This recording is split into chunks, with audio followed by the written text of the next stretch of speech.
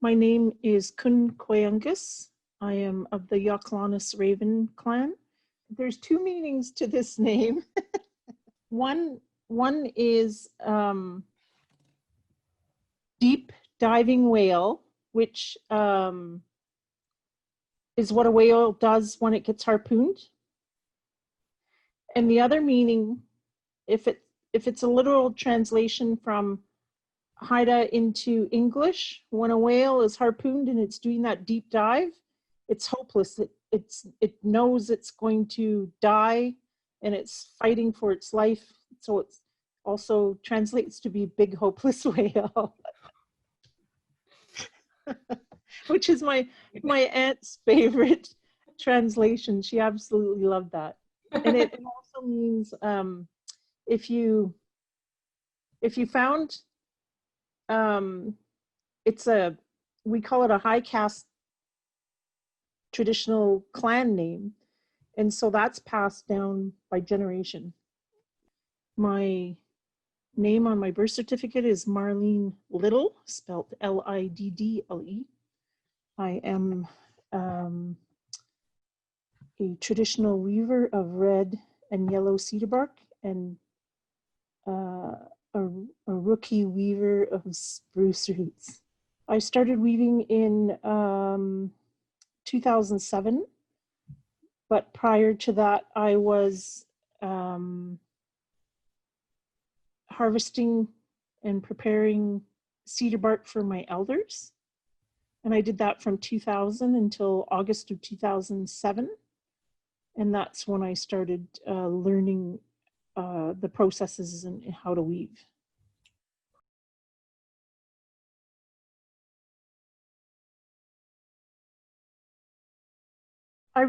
I really enjoy making traditional stuff, like the baskets, like the cedar bark rope, mats, capes, skirts, aprons, all of the traditional things we made in the past out of cedar bark.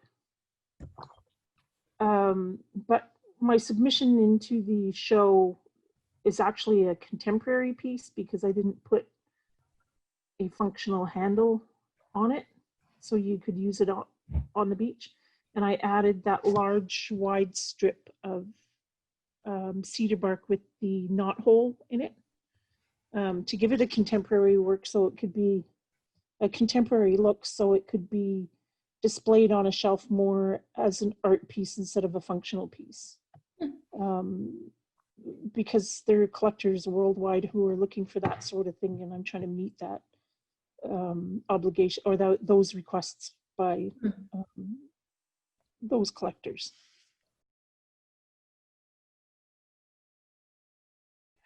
As a weaver of cedar bark, that community is actually getting smaller and smaller because it is quite daunting to source your material. You have to be able to get out on the landscape and find the perfect trees and harvest the trees and prep the material that you're going to use, versus the raven's tail weaving or the chilkat weaving.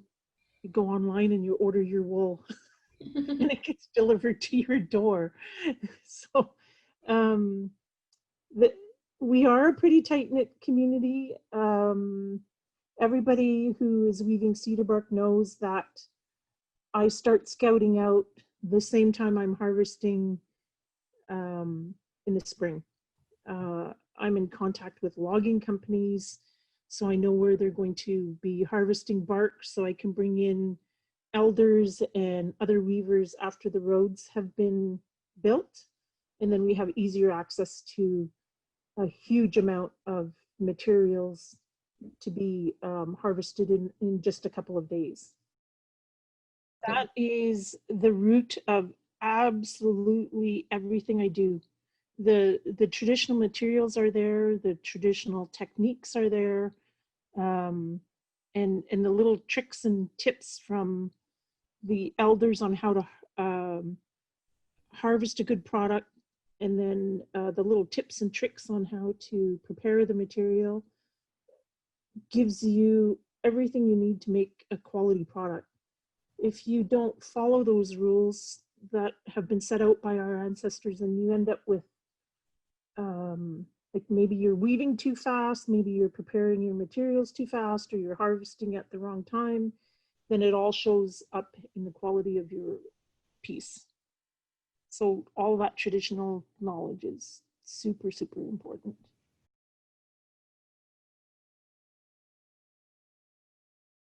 I do not resist any technology that makes things easier. For example, a lot of bark weavers have started using a Jerry's leather stripper for cutting the strips of bark. I've gone one step farther than that, and I've had my husband make me a larger version of a Jerry's leather cutter for me to use for bark cutting. And I can go anywhere from 1/16 of an inch to any width up to about 6 inches. And so that plays a huge part in how fast I can create something. So instead of making maybe 10 hats in a year, I can make 20 hats in a year. So the technology is awesome. Discovering, for example, the copper tape that's used in stained glass, for stained glass work. Discovering that it had a sticky side back in 2008 or 2009. I started adding that to 1/4 inch strips of bark and then adding that into my hats. And so that's a technology that we didn't have before. And then even embellishing on that and going a little bit further, and using other materials in other ways. So I have a top secret method that's I can make hat look like it's made out of all abalone. I use 23 karat Italian gold, as well as a rainbow of colors. And I wouldn't be able to do that if I didn't have today's technology. So it's mixing all the old materials and the old techniques with new materials. And that's why I like to say those are my contemporary pieces. The real traditional ones, I very rarely even do now, because the demand for this new colorful pieces of work are higher than the demand for just the plain traditional pieces.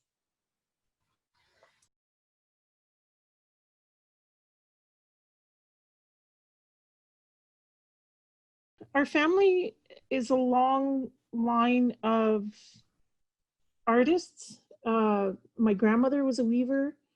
I have one of her baskets, which I was very fortunate to be gifted quite a few years ago.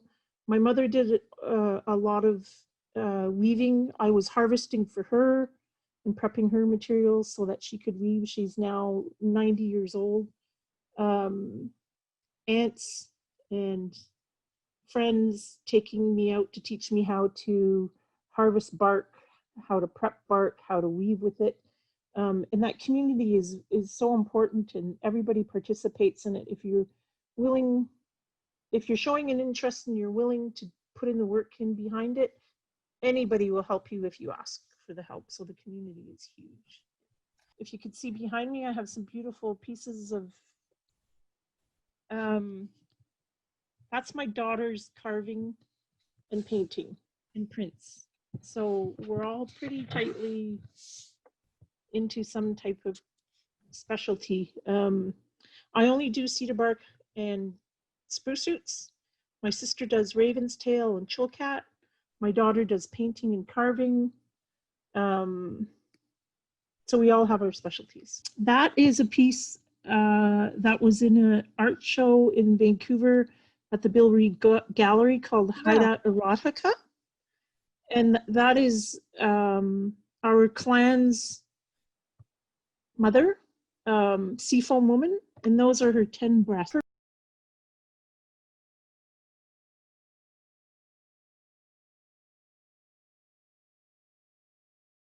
For me, on Haida Gwaii as a cedar bark weaver, where I am is the perfect world. I don't need to be in the city to do this craft.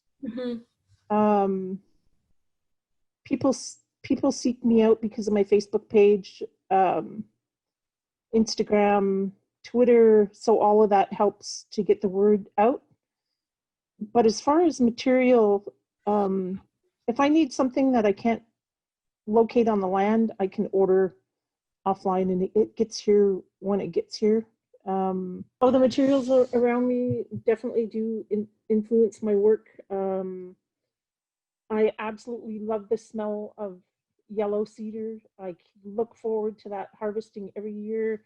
It's a different landscape than you find the red cedar on.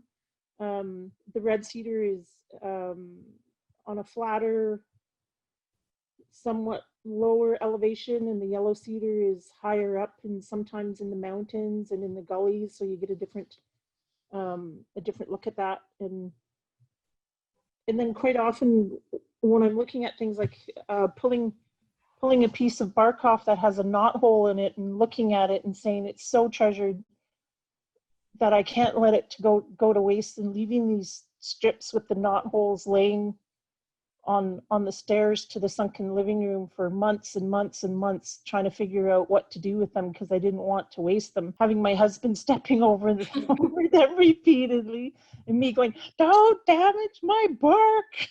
I was making a clam basket and I had a little bit of a time constraint, and I seen this bark with the knot hole in it, and I said, well, if I add that to the basket, I'm going to knock a few hours off of the weave, and let's see how it looks. And that's how those knot holes came to be. It's not wanting for those really precious resources that are here on Haida Gwaii, and using all of those resources and trying to make something look really pleasing to the eye, because in the Haida art, we have all the form line, like what's behind me. We all have these rules and regulations about symmetry and respecting the nature and making that symmetry that's in nature somehow work in the pieces that we're doing.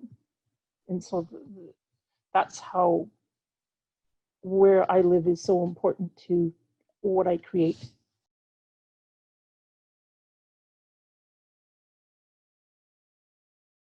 It's a tough time of the season for me because there's two things that happen at the same time that are really important to me. Usually when the seaweed is ready to harvest, the red cedar is ready to harvest. And that's usually on the European calendar, that's usually middle of April or around Easter. The later in April, the better. And then that red cedar you'll be harvesting until probably the middle of July. And it depends on the weather. If it's too hot, that red cedar harvest season will be a lot shorter. If it's cool and it's wet, it might go a little bit longer. But generally by the middle of July, that time period is done. You can't harvest anymore. So what happens is the bark becomes it's beginning to become another ring on the tree. So it becomes too woody. When you start to bend it and try to weave it around, it breaks off into microfibers and you get a really hairy looking piece. So it's not pleasant looking. It'll dry faster and it'll deteriorate faster even after you've woven the product. If you're, say, making a clam basket that's functional, that basket will rot away a lot faster than one that's made with the quality of bark. And the yellow cedar starts when the elderberries are ripe, and it goes until first frost. And the elderberries will be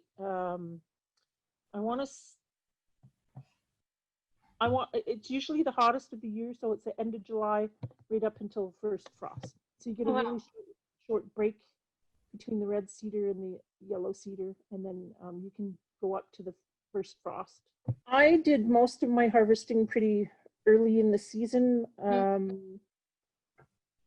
I went to my secret hotspot for some yellow cedar, and I have my stash. I'll have to show you. Those are crates. That has been all pulled off the tree. All the outer bark has been cleaned off, and it's had its first split. So each layer you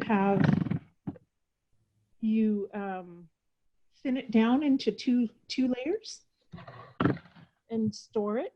And then when I'm ready to use it, I'll pull it through the cutter, and then I'll split it down to another layer. In the end, from the piece of bark, I can end up with 4 layers, and those layers are then taken and made into little bundles. That's 1/8 of an inch, and this is a 1/16 of an inch. This is yellow cedar, and this is red cedar. I go through stages of prepping where I'll prep enough for 20 hats or baskets or whatever I have on my list. And then I'll just weave like crazy for a couple of months, and then I'll do another session of prepping my bark. After I'm done harvesting, it all stays in those totes, those baskets until I'm ready to go into a prep session.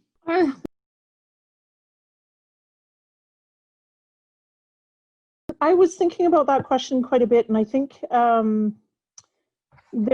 there is, and we're all influenced by the forest and the trees, the oceans, and the sea life around us. And I think most of the artists on the coast of BC, whether we're First Nations or not, we're looking to that, and it gives us a connection to the real world. And we all use twigs and sticks and shells and rocks and fibers.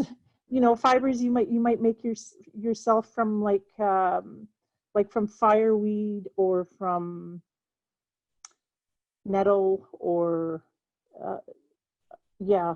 And if you're a painter, you can get your paints from nature, your colors from nature. If you dye fabrics, you can get your dyes from nature, or you can buy them from the store. But I think generally everybody at one time or another in their career as an artist or a creator, they test and try out things from nature around us.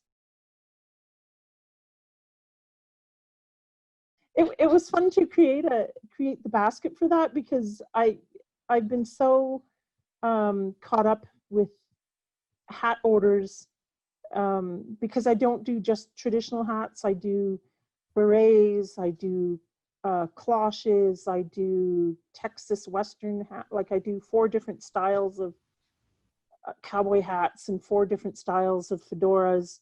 And I've been so caught up in doing that I was taken away from doing baskets. And so that drew me back into doing the baskets. And then I also did a little spruce root basket, because I had done the basket for your show, and I won an award for it. So I'm like, yay, bonus.